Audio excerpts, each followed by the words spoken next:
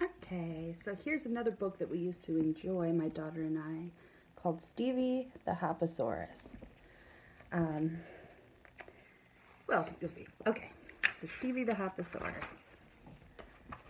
He was found on the ground at the house for monastics. The sky lizard left us a child. How fantastic! A Hopposaurus it was. Of that they were sure, although they had never seen one before. But what should we name it? One sister asked. We can't even tell if it's a lad or a lass. I think we should call the little babe Stevie. A name for both girls and boys makes it easy. So Stevie got bigger, as kids often do, and our story as well grew more interesting too. The children at school thought Stevie was funny, with mismatched feet and a tail like a bunny. While other kids walked, Stevie would jump, and when Stevie jumped, he came down with a thump. He thumped here, and he thumped there, and he thumped all around. It's hard to make friends when your butt shakes the ground. He caused a great racket and didn't fit in. Whatever he did, he just couldn't win. It was certainly up to anyone's guess why the sky lizard would have made such a past. Here's the sky lizard, he's saying, "It is good." To make matters worse, he was bad with impressions. The way he would greet was beyond comprehension.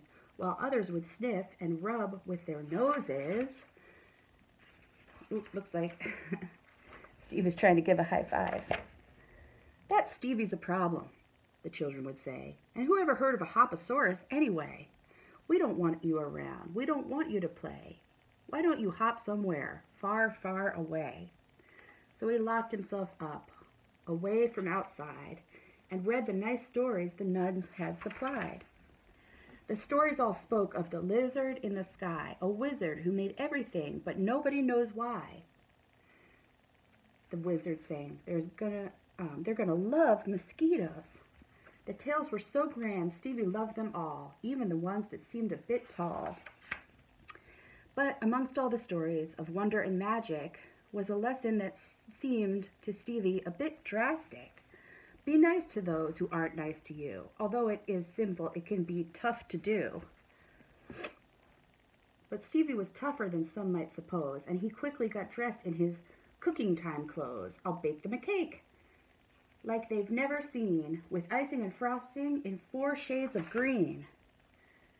So he worked super hard and stayed up real late, making a cake that was pretty darn great. But it seemed that his efforts were all just for naught when he saw all the kids in the parking lot. They paid him no mind, not even his cake that he labored all night until dawn just to bake. The kids were too busy around the playground with talk of new students coming to town. They spoke of the tricks they were going to pull, or even if maybe the new kid was cool. They gathered around as the school bus arrived, eager to see who was hiding inside. But to their dismay, and with little delay, it seemed that this day was not going their way. For out of the door of the school bus did jump a new Hopposaurus, down with a thump. Oh no, the kids burst. This couldn't be worse. If 1 is a nightmare, then 2 is a curse. Of course, this is the point, as you might have expected, where Stevie, our hero, gets socially connected. A pleasure to meet you. How do you do? My name is Stevie. How about you? My name is Wonder, to be very true, and it's truly a pleasure to also meet you. They both raised their hands in a nice gesture to smack them together, as was in their nature. Now what happened next caused a bit of a craze. A wondrous whammy of glorious rays. A brilliant light from the hands they held high, more sunny than that of the sun in the sky. The explosion expanded all over town, and lizards came flocking from miles around. The luminous beams had majestic allure. It's a miracle, and some even said that the light waves could cure. Stevie and Wonder were hailed as magicians and prophets sent forth to dispel superstitions. So questions came forth of a similar theme, such as black cats and ladders and the number 13. Then someone posed a more serious question, one that provoked a more thoughtful discussion. That day, someone asked if the sky lizard was real. So they thought, and they replied with great zeal. What does it matter, one way or the other? What's important is how we treat one another.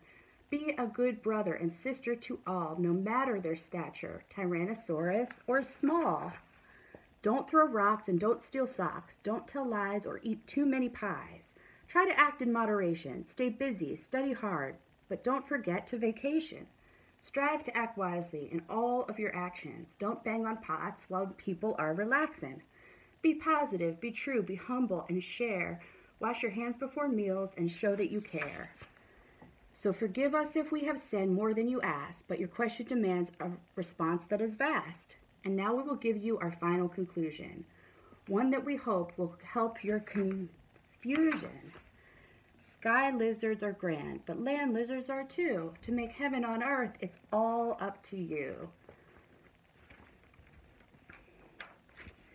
The end.